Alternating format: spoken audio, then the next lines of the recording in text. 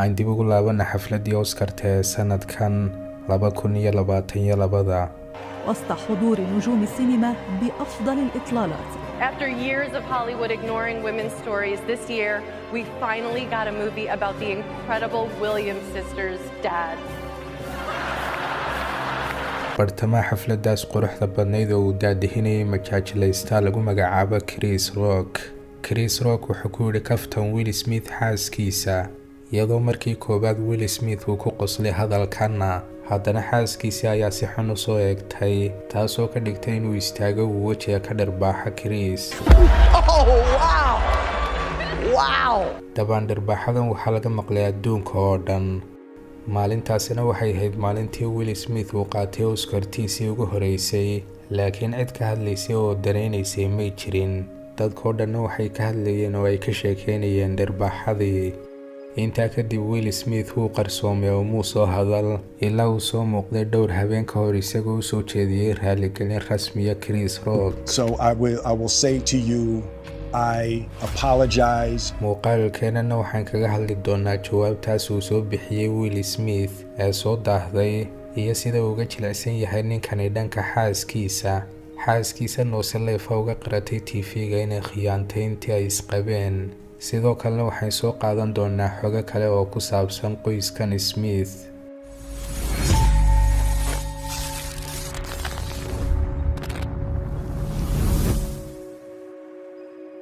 si aynu fahanno wax walba waa inaan ka soo bilownaa bilowga maalintii la bixinayay jaayisooyinka Oscar-ta. dabaan xaflad kasta oo Oscar waxaa lagu sharfaa qof daadihiya oo dadka ka qosliya wuxuu dhahaya qofkaasina wax ka soo qaad ma laha waana lagu wada qoslaa. I am not going to bring up what happened last year when you were, Chris-isna wuxuu ku jiray booska habeenkaas wuxuuna sameynayay wax kasta oo dadkii ka horeeyay ay sameeyeen. dhammaan dadkii iyo ka soo qaybgalayaashiina wuu ka qosliyey. You know who's got the hardest job tonight? Javier Bardem and his wife are both nominated. Now, if she loses, he can't win. ilaa halkanna wax kastaaba way wanaagsan yihiin wax dhibina may dhicin. markanna wuxuu isku dayay inuu la kaftamo uu hadal ku tuuro xaaska Will Smith ee lagu magacaabo Jada Smith. gabadhanna haddii aad taqaano waxaad aragtay inaanay lahayn wax timaa. Chris-na wuxuu kula kaftamay timaheeda ay xiirtay. Jada, I love you. G.I. Jane 2, can't wait to see it. All right? cidaan fahmin kaftankan wuxuu ku yidhi waxaan kaa sugaynaa qaybtii labaad ee filimka G.I. Jane. filimkanna waa filim la soo saaray sanadkii 1996. gabadha matalaysa filimkanna waxay xiiraysaa timaheeda oo dhan si ay ugu biirta ciidanka wuxuuna ku yidhi waxaan kaa sugaynaa filimkaas qaybtiisii labaad. tanna maaha cayaama aflagaado waana kaftan iska fudud. gabadhan lagu magacaabo Jadana waxay qabtaa cudur ka dhigay inay iska xiirta timaheeda oo dhan. kaftankanna wuu ka cadhaysiiyey iyadoo bilowgii Will Smith laftarkiisa uu ku qoslay kaftankanna haddana yar kadib uu soo kacay wuxuuna dharbaaxay Chris. dabaan dadkii oo dhani way yaabeen wayna aamuseen iyagoo is yidhi talow arrinkan laftiisu ma kaftan baa uu wali isla og yahay. kadibna markii uu fadhiistay wuu soo qayliyey isagoo leh xaaskayga ka saar oo ka bixi afkaaga. It was a G.I. Jane joke. G.I. Jane のジョークだったんです。 I'm going to, okay? meeshiina waa la wada aamusay laakiin Chris wuxuu la macaamulay xaaladan qaab professional oo wanaagsan. manuucay manuu la dagaalamin Will Smith wuuna qoslay isagoo yidhi maanta waa maalin aan la iloobi doonin.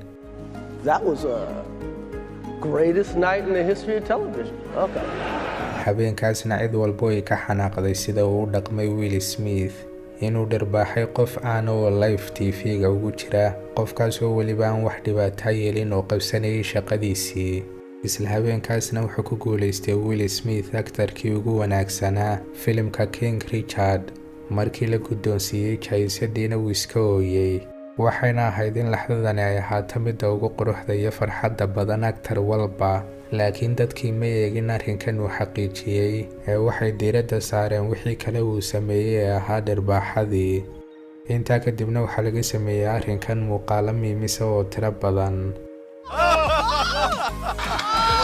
They said comedians have to wear these now at award shows. لا تنطق باسم زوجتي بفمك. I'm gonna be keeping people's names out of our mouths. I'll say this, Will Smith can't take a joke. Chris Rock can take a punch. waxaana laga mamnuucay Will Smith inuu yimaado xafladda Oscar-ta muddo 10 sannadood oo dambe. Will Smith-na muu soo hadal wuuna iska aamusay ilaa la gaadhiyay 3 habeen ka hor uu soo duubay muuqaal raaligelina. muuqaalkaasna si guud wuxuu ku raaligelinayay Chris Rock wuxuuna qirtay in waxaan uu sameeyay aanay ahayn wax saxsan. There is no part of me that thinks that was the right way to behave in that moment. laakiin Will Smith waa iska miskiin. xaaskiisa Jada ayaa mudan waxa ku dhacay isaga ee ka soo gaadhay dharbaaxadii uu dharbaaxay Chris. sababtoo ah tuu sidan u sameeyay waa tii ku khiyaantay nin kale iyadoo isaga xaaskiisa ah. haddayn ka sheekayna sheekadani sidee u dhacday. Jada ayaa waxay ugu yeedhay ninkeedii Will Smith barnaamijkeeda kadib markay ka heshiiyeen khilaafyo soo kala dhex galay. barnaamijka dhexdiisana waxay ku sheegtay inay ku khiyaamaysay nin kale oo lagu magacaabo August. Into a different kind of entanglement with August. And one thing I want to get clear about and clean up, one of the things that was kind of swirling in the press about you giving permission, which is, you know, the only person that could give permission in that particular circumstance is myself. Yes, a relationship. Yes, it was a relationship, absolutely. waxa soo kala dhex galay khilaaf sida reer kasta oo isqabo oo ciyaal haysta. khilaafkoodiina wuu sii xoogaystay waxayna go'aansadeen inay muddo bil ah kala maqnaadaan oo ay soo yara beddeshaan jawiga intii ay isfuri lahaayeen oo ay kala tegi lahaayeen. waqtigaas ay kala maqnaayeenna Will waxa uu wada saaray shaqadiisii laakiin Jada waxay isbarteen nin kale oo caan oo lagu magacaabo August. marka ay khiyaantay ninkeediina waxay jirtay 43 sano. ninkan ay ku khiyaantayna wuxuu jiray 25 sano. dadkii oo dhanna way la yaabeen marka ay qiratay gabadhani arrinkan sababtoo ah ma jiran nin saamaxaya ama oggolaanaya xaaskiisa oo sidan samaysay. weliba waxay ka sheegtay barnaamijkeedii oo ay ka baahisay haddii ay si gooniya ugu sheegi lahayde. cid walbana way aragtay sida uu wejigiisu isu bedelay markii uu hadalkaas maqlay Will Smith. gabadhanna wayba ka faa'iidaysatay inay ka sheegto war noocan oo kale barnaamijkeeda si uu barnaamijkeedani si aad ugu faafo. wayna dhacday sidaasi oo xalqadani waxay heshay daawashooyin aad u badan. sidoo kale labadani gabadha ay dhaleen oo lagu magacaabo Willow Smith ayaa iyadana waxa lagu eedeeyay inay tahay Islamophobic ama inay cabsi ka qabtay Islaamka. buug ay qortayna waxay ku qortay dhexdiisa in dadka ku nool Afrika ay yihiin dad laga cabsado oo ay dilaan cidii aan ahayn Muslim. arrinkanna waxay kala kulantay weerar laga soo weeraray dhanka Twitter-ka oo dadkii ay ku soo dhaleeceeyeen waxaanay buuggeeda ku soo qortay dartii. reerkan Smithna waa reer qariibo oo la yaab badan. dhibaatooyinkooda iyo khilaafyadooduna ay badan yihiin. waxaana la isweydiinayaa ma laga yaabaa inaan aragna kiis maxkamadeed oo labaad oo u eg midkii Amber Heard iyo John Depp oo ka dhex dhaca qoyskan Smith. I would say don't just start filming me without asking me if you could film me. Astaire, come help us again, please.